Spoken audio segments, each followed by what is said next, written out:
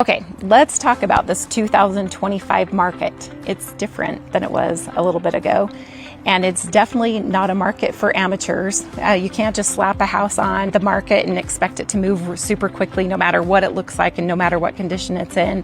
It's not a market where, as a buyer, where you're struggling to get anything, and putting multiple offers in.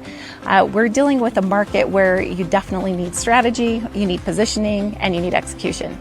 So let's talk about the execution part. If you're in a situation as a buyer and you're watching the interest rates and meticulously hoping for them to just drop and come way down, then you're already losing before you're beginning, because right now there is movement and opportunity in this very market. Remember, as a buyer, you're not just buying a house for the next 12 months. You're buying a house for the next 5, 10, 15 years. And with that in mind, the interest rates, you of course have to start where you can start, but you start where you can start. You need to find a great lender. Shop your lenders. Find yourself a great agent. Your agent probably has a preferred lender, somebody that they work with, maybe more than one person. And remember, you can shop lenders. In fact, my preferred lender that I work with now was someone, my client, they used this guy. And then when my preferred lender quit the business, I remembered working with this guy. He was really good at what he did. He knew his stuff. He was great at how he talked to his clients, and I remembered that, so I went and sought him out, and he's been wonderful to work with ever since. That being said, shop your lender out. Make sure it's somebody that you work well with and is competitive with what you're looking for.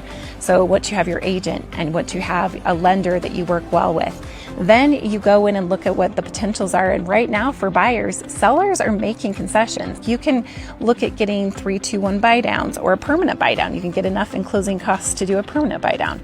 You've got closing costs, repairs that sellers are being willing to make right now. A little while ago, you didn't ask for a lot of repairs because, take a number, stand in line. There's a lot of offers and people that are willing to overlook those things.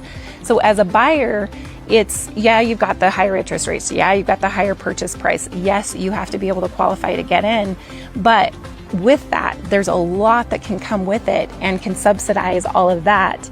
And then as time goes on, as interest rates adjust and change, and they do, you will be able to refinance. If you're waiting for things to change and for rates to drop like they were, I don't have a crystal ball, but I doubt in your lifetime we're going to see rates like we did during COVID times. Maybe I'm wrong, and tag me if I am.